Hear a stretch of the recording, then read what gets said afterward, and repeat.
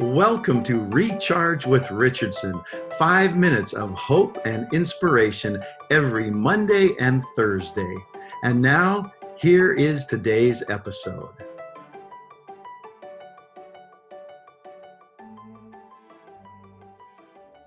Hey everyone, welcome back.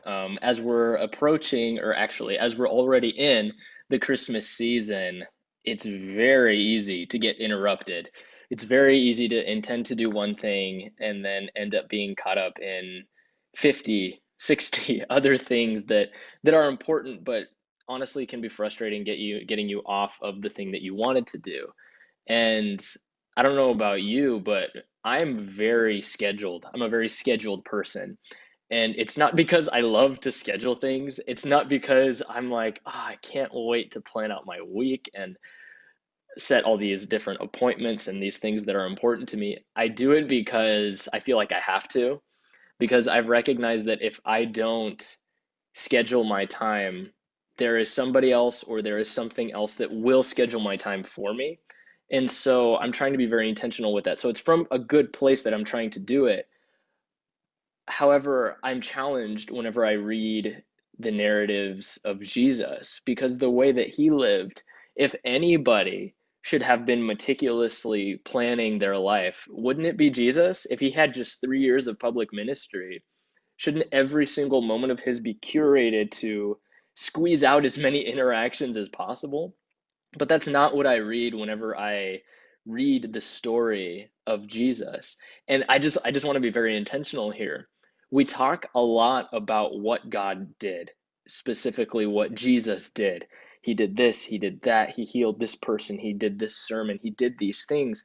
But I think we're neglecting the thing that allowed him underneath to be able to do all those things. Of course, his relationship with the Father, of course that was the thing, but I think we need to look at the way of Jesus and how he would curate time each day, get away from different situations to make sure he had that connection so he could do these things. And it's very easy to get caught up in doing the things because they're visible and outward facing, but Jesus was very intentional to focus on the inward things as well and his connection with the Father. So that's a lot of setup. So let's go ahead and dive in. These are supposed to be short videos. I don't want to preach at you, just want to share this thought.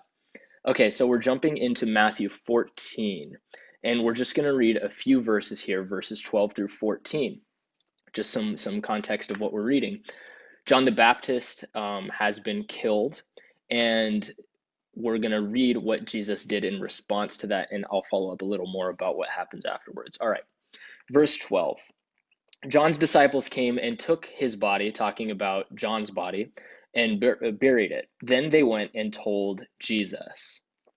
When Jesus had heard what happened, he withdrew by boat privately to a solitary place. Hearing of this, the crowds followed him on foot from the towns. When Jesus landed and saw a large crowd, he had compassion on them and healed their sick. He had compassion on them and healed their sick. So it's really easy to miss what happened here just doing a quick read of this text. But think about what we were talking about before with hurrying and scheduling and interruptions. Do you notice that when Jesus has compassion on these people and he heals them, he is actually being interrupted with what he wanted to do? He's operating from a place of grief.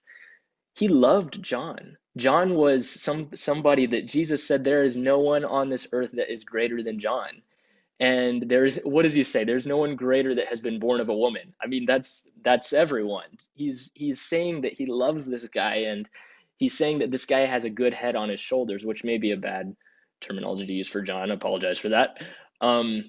So he's coming from this place of grief. A friend had been killed in a very gratuitous way, and he's going understandably to grieve, to recharge, to reconnect with the Father. And he's going to do this, and he gets interrupted. It's very easy for Jesus to have justified saying, my friend just died, I need some time alone. I think the crowd would have been a little disgruntled, but that's a very good reason for being alone. But Jesus, in the midst of his grief, in the midst of needing to fill himself back up, in the midst of his schedule being thrown aside, he had compassion on the people he saw before him. And if you're guessing what's coming up, or if you want to know what's coming up, Jesus is about to feed 5,000 men. And that's 5,000 men. In the Bible, at this time, it was a very patriarchal society, and they didn't count the women and the children. If we count the women and children, it's probably close to 15,000 people. So Jesus is about to do this crazy miracle, and I don't want to highlight the miracle. I want to highlight how Jesus reacted before the miracle and what he did before. He sought this solitary place, which, being practical this year, I think we all need that solitude, away from the noise of our phones buzzing, away from the noise of even friends and family, just where we can connect with God, be real with our own thoughts and process. Jesus really highlighted the importance of that. And it's a challenge for me, and I think it's a challenge for a lot of us when we get interrupted. At least when I get interrupted, my knee-jerk reaction is not to act with compassion. It's to come from a place of irritation and from a place of loss, like I lost something in my schedule.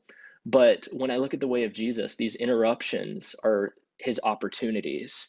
And it seems that half of the miracles, at least maybe more or a little less, of the miracles Jesus performed were while he was interrupted as he was on his way to doing something else. So my prayer for you, my prayer for me, is that we are able to find the hope in the middle of the interruptions. So we could talk more about this. This is a beautiful topic. I hope you're able to dwell on this and that it challenges you like it challenged me. But I want to leave you with a simple question. And we talked about this in our Hope group. So if you attended the Hope group that followed Infinite Hope, you're hearing this twice, but that's okay. Here's the question. What does interruptible compassion look like in my life? What does interruptible compassion look like in your life? I hope you're able to dwell on that and see how maybe those interruptions that you're facing today, tomorrow, especially in the holiday season, maybe those interruptions are not just there, maybe they are sent from God so that you're able to be present in the moment.